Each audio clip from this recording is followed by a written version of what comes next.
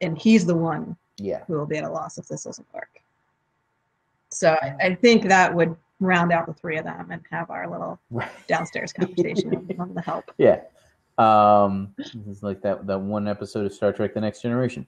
Okay. I'm sorry. It's actually called Lower Decks. It's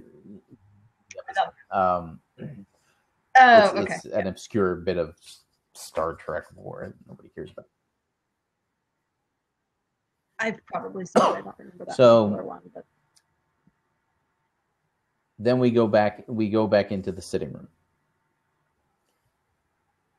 And what's the discussion like there? So we need to figure out because obviously Manway's position is you need to come back with us. We need to work together. Blah blah blah blah blah blah.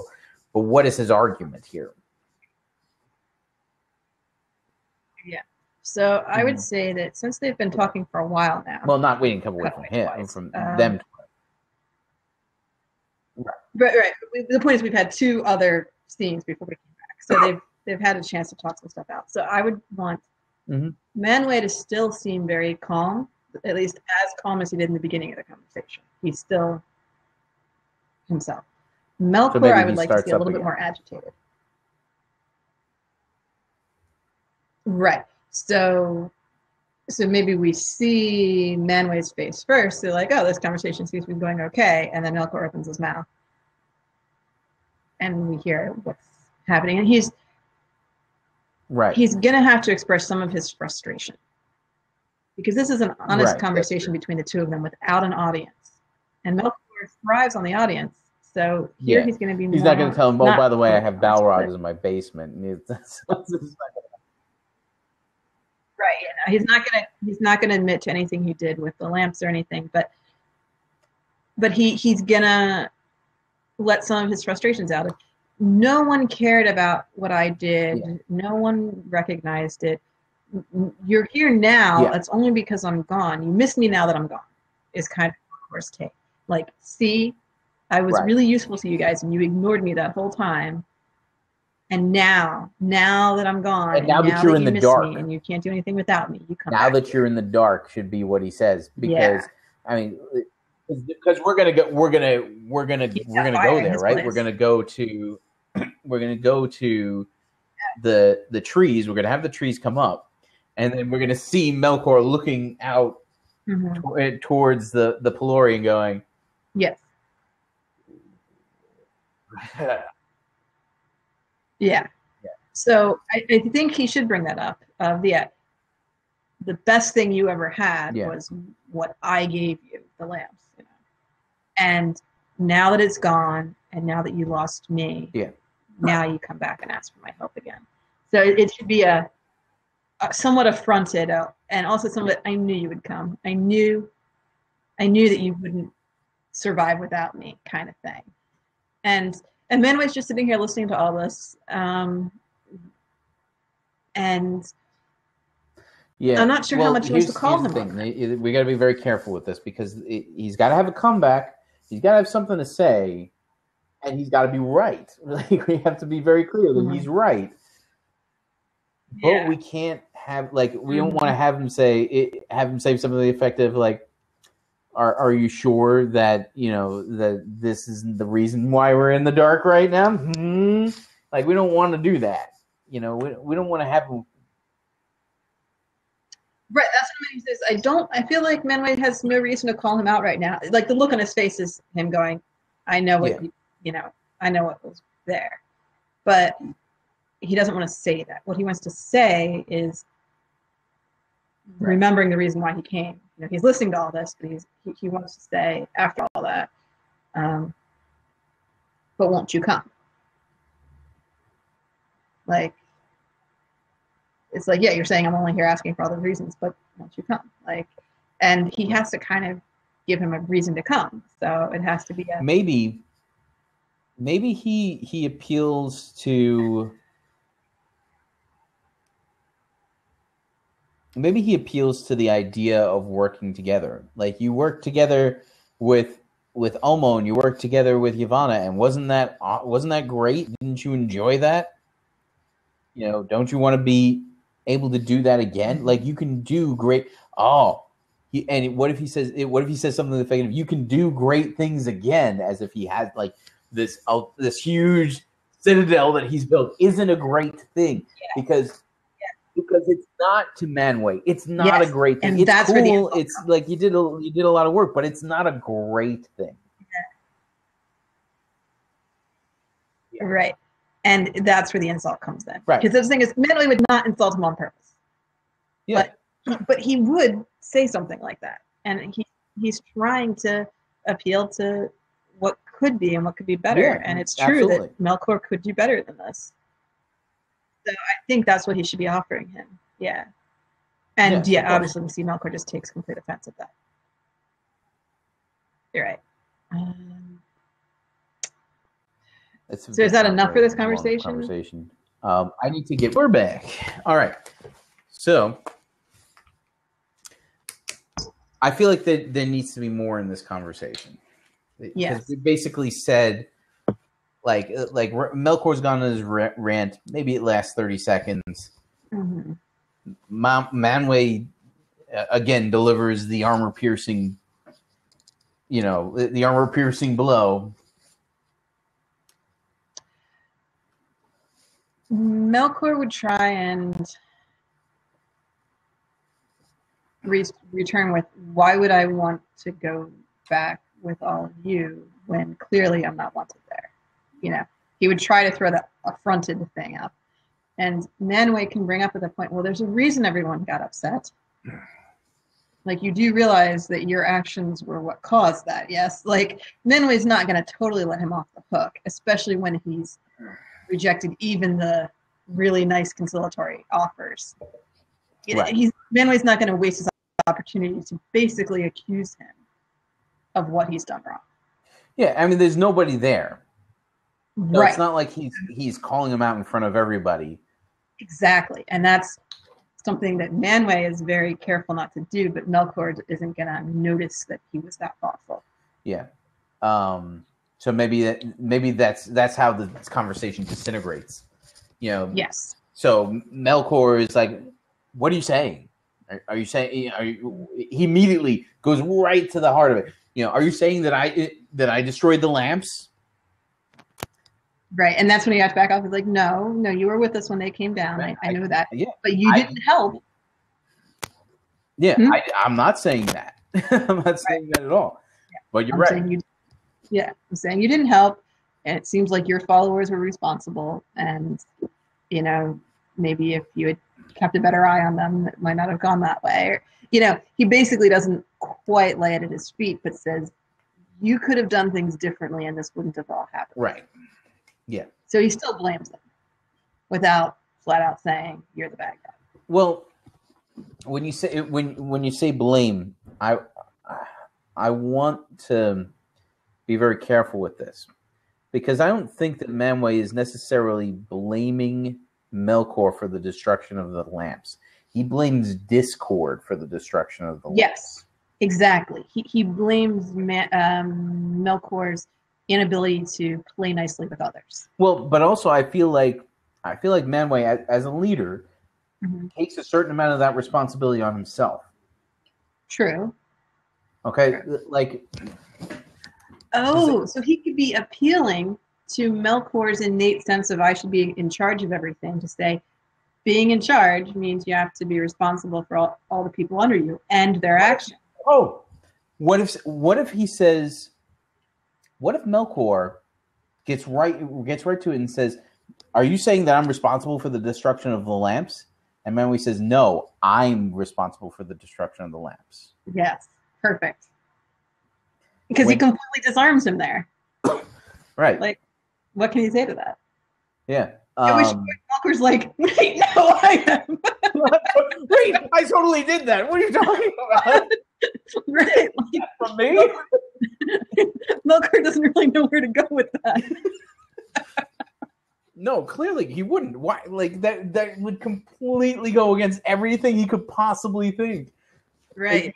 It's like Sauron in the Ring. Like, it's, like, why would anybody want to destroy this thing? Clearly, that doesn't make any sense. Right.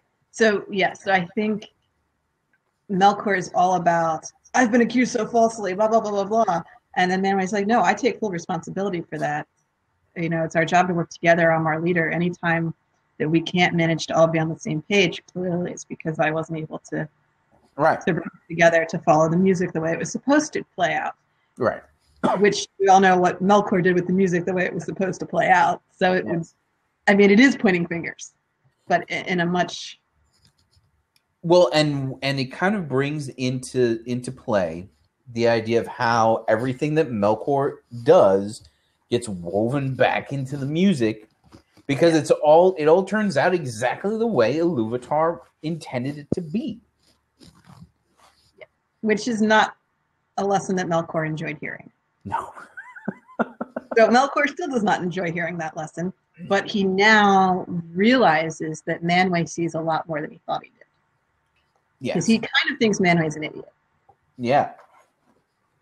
And this might be the first time he has a bit of respect for him, which in Melkor's case, respect translates as fear. Yeah, because he's a threat.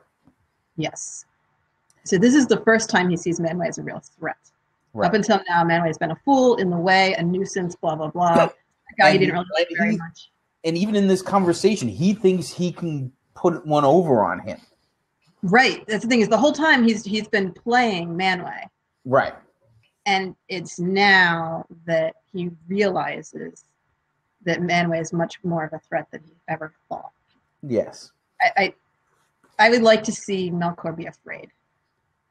Mm-hmm. Sitting in a room with Manway just by themselves. I would like to see Melkor be afraid.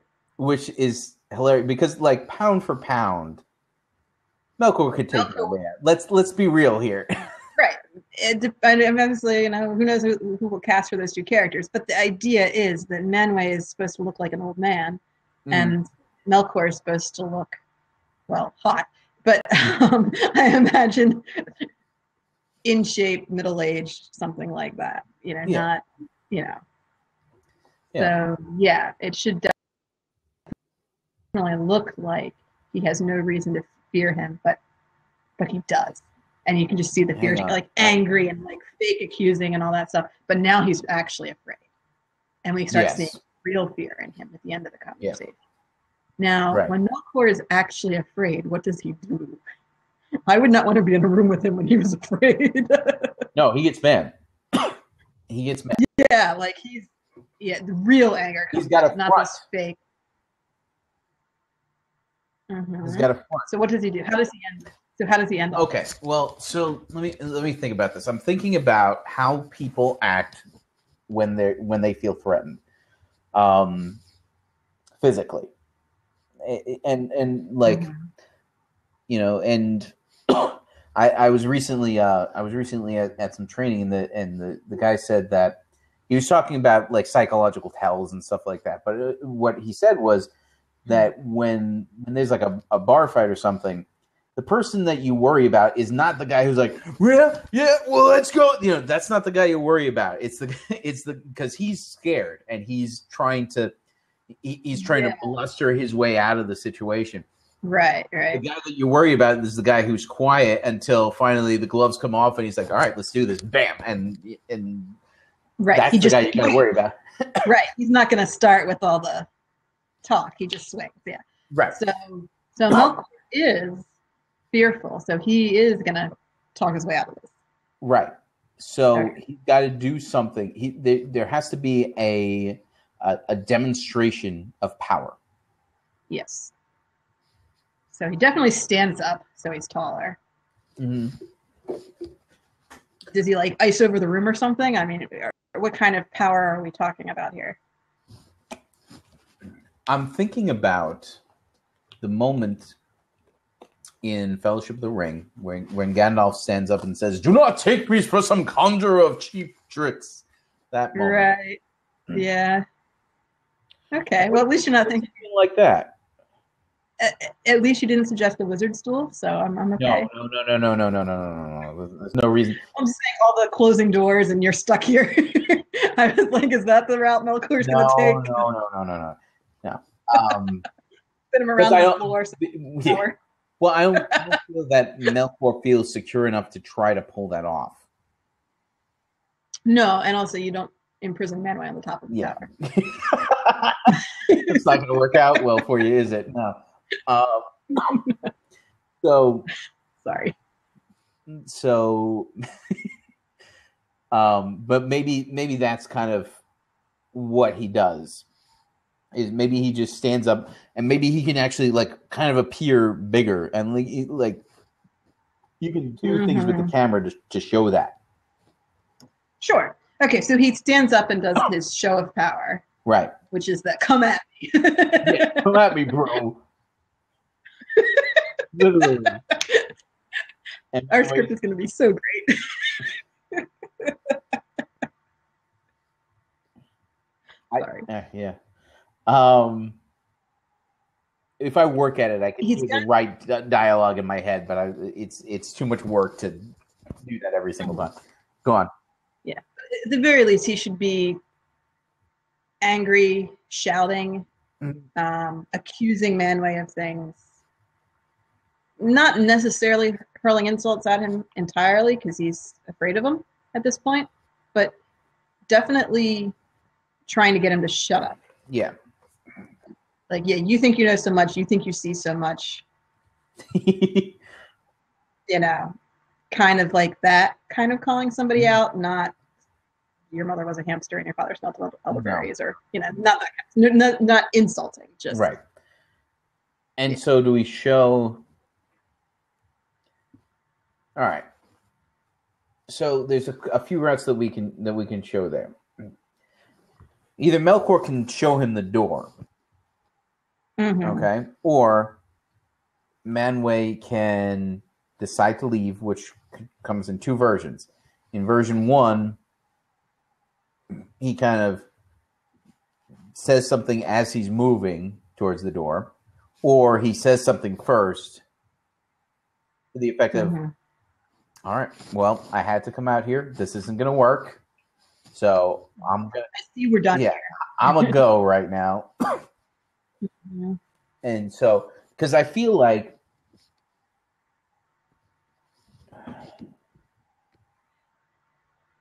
whatever he does, Melkor has to see it as a sign.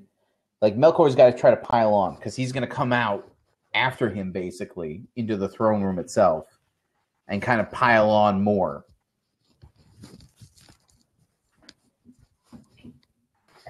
Sorry, I had to refresh again. Yeah, it's okay. I was going to point out that usually when people get angry, they storm out. They don't let the other person walk out. Right? Yeah. But this is place, though. I know. So that's why it's like, how does he storm out of his own place? But he can storm into his own throne room. I mean, okay. You know, he could be like, so Melkor can be like, we're done here.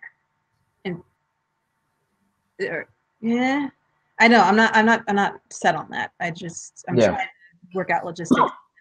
It's a little hard for me to see Manway just stand up and say, well, I guess we're done here, and walk out when he just wants to come here. Clearly he sees he's failed. But I think he should be sad and disappointed about that more than taking the leadership position to end the conversation. I don't know. Well, here's the thing. Know where to find me and then walk out. I mean, like... Yeah. Okay. Well, what about this? What if Melkor rants and raves, goes over the door, opens the door and tells, get out, go back to your precious Valinor, or go back to your precious, whatever he wants, whatever we're calling it at that point. And Manway's just like, all right, and he gets up to walk out, and that makes Melkor even madder because he wanted to fight and it didn't happen. Yes. Okay. This I like better. Melkor tells him to leave, and Manway says, I will respect your wishes in your own house, kind of thing. Yeah. And so Manway walks out. Like, maybe Owly has found his way over to near there. He says, all right, he tells Owly, we're gonna go. And as they're preparing to walk out, there's banging downstairs. I'm not sure if that's for me or not, because my wife doesn't have keys. Give me a moment. Yes. Hello. Hey, so we're back, and I just realized that I didn't hit resume recording when I sat back down again. So, that's all right. To recap, the stuff that the 2 minutes that were missed. Yes, Melkor is tall. But no, to recap what was missed. So Manwë comes out into the throne room, approaches Ale. All right, we're gonna go. This isn't going to work. And Melkor storms out after him and starts angrily insulting Manwë to Ale in front of our three Maiar who are standing off to the side. And Ale gets right up in Melkor's grill. Like, whatever he says, it's bad enough that Ale reacts. Yeah, and which is the first time we see this. This is the first time we see Ale get angry at somebody. Right. Well, no, that's not entirely accurate, because we saw him kind of angry at Olmo, but that was not like this level. This is more anger than we've seen from him ever. Yeah. We've seen frustration and being annoyed that things weren't working out. Right. We haven't actually seen him angry. And that's the big difference, is that we think we've seen him angry because he's already shouted at people a few times about getting stuff together, maybe. Right. But this will be the first time we actually see him And so angry. he gets up in Melkor's grill, which kind of surprises Melkor, I think. Like, he never in years thought that this would happen. He thought that he could push Ale around to the ends of the earth, but he can't. Right. And Manwë didn't expect it either, because he never would have brought Ale if he thought that was what was going to happen. Like, the whole reason he chose him, he's like, here's a good, solid guy who won't lose his head. He's got to turn around and kind of talk Ale down a little. Be like, look, we're going. We don't need to listen to this. Don't do this. It's not the time. Or something to that effect. Now, Myron, the way that Myron sees this is that Manwë needed Ale to stick up for him. Right. And that Ale backed down when Manwë said to, when he shouldn't have. He should have kept going. So Myron was all about the let's take him down. Which, especially if we see both Ale and Myron as redheads, with that, in the moment of let's get him.